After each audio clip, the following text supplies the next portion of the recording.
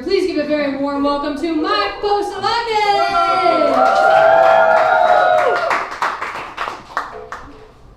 How's it going, y'all? Keep it going for Katie and all the time. It's good to see you. I'm happy to be here. I'm happy to be anywhere, actually, other than my house. 'Cause that's where my wife is. And she hates me. So, anybody else in a failing marriage? How you guys doing? You're sitting pretty close.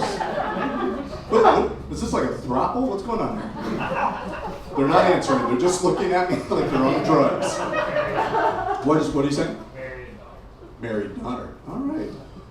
I guess that was kind of an insult that I thought you were all the same age. No, you look great. How y'all doing? Good? Yeah, better than me. I mean, how long have you been married, folks? How long? 8 years? All right. Are you still, You never stop. Oh, that's weird, because my wife and I stopped a long time ago. We've only been married 3 or 4 years. I don't know. We'll check after the show. And marriage is tough. Like, we already started seeing, like, a marriage counselor. And, because we have intimacy issues, you know? And the counselor was like, Mike, you gotta keep things spicy, you know? You gotta talk to your wife like you're trying to pick her up at a bar. And I was like, all right, bet. So my wife and I were in bed the other night, and I looked over at her and I was like, ma'am?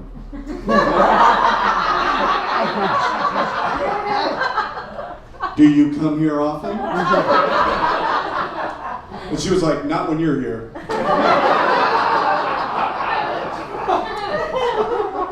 We then tried a little role play action. You know, we tried to play doctor.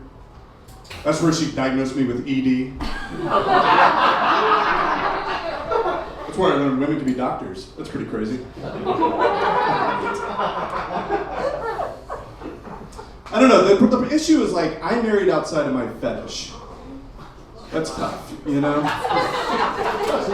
Because my wife's hot and fine, but, like, I'm a big tit guy. Well, plural, tits. I need both of them, actually.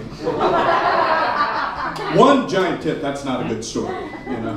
I lost them in Nam. It's like, all right, Grandma, chill out. But no, I like, you know what I'm talking about, right? I've seen your search history. I think knee knocker is the clinical term, you know? You know, like remember the map in grade school they used to have with the two hemispheres were sloping down like pancake batter on an uneven griddle? Come on, that's poetry, folks. But my wife doesn't have those, and we were talking about plastic surgery the other day. Well, I brought it up actually, and she was not into it. And she's an outdoorsy girl, and she was like, that's a waste of money. You know, I'd rather have that money go towards my garden.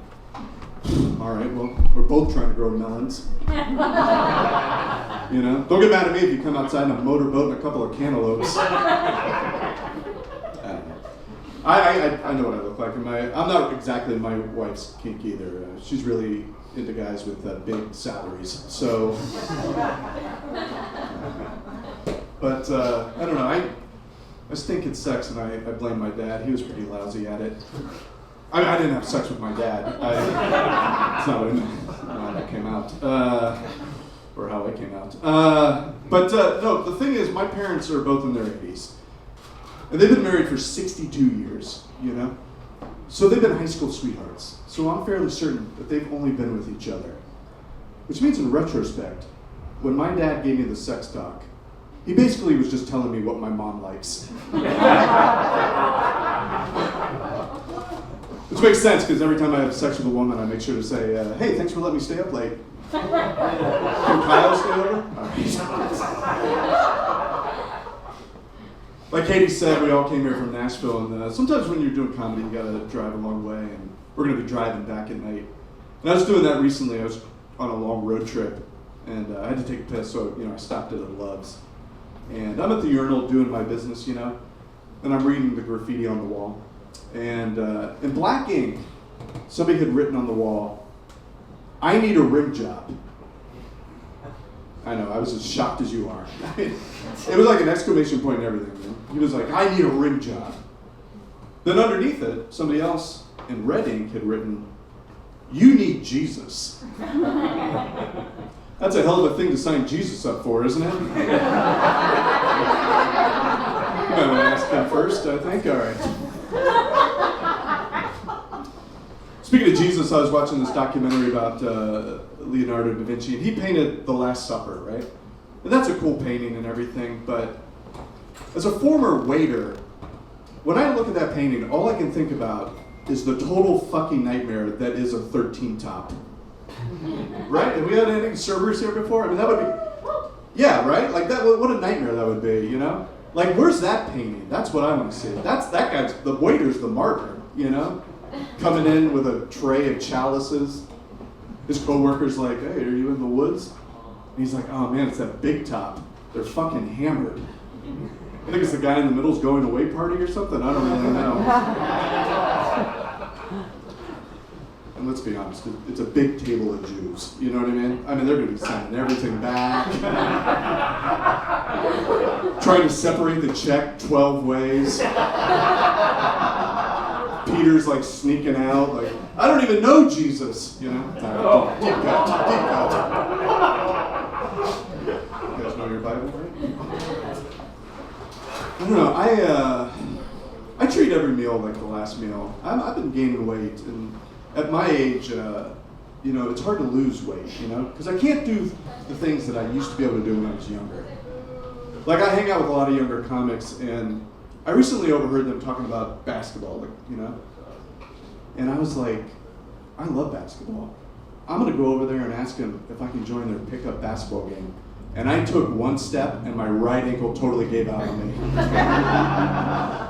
It was as if my central nervous system heard what I thought, and they were like, "What do you want to do? Play basketball? No.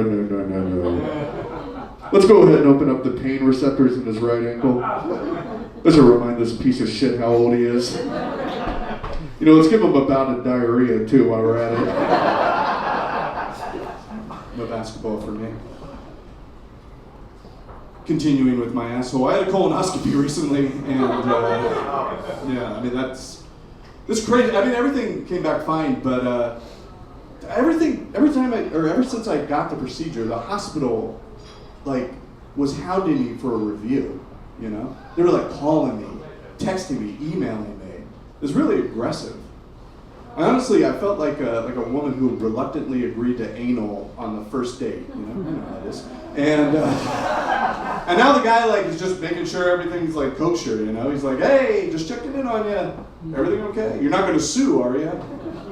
And I think whether it's a doctor or a date, as long as I'm not showing up with a bloody diaper going, that's him. Just consider it a success. You know. All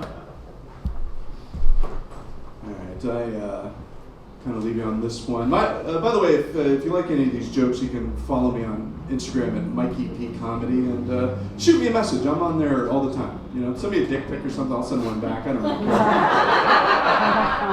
care. $10 a rating, you know.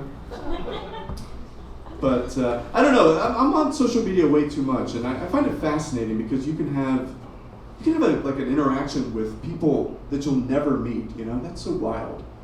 I follow this account called Chicago History.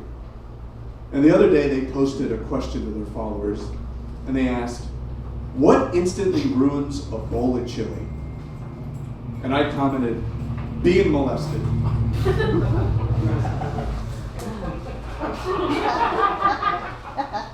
I'm not wrong. And then someone commented on my comment, and they were like, oh yeah. I can see how that would ruin a bowl of chili. Then the third person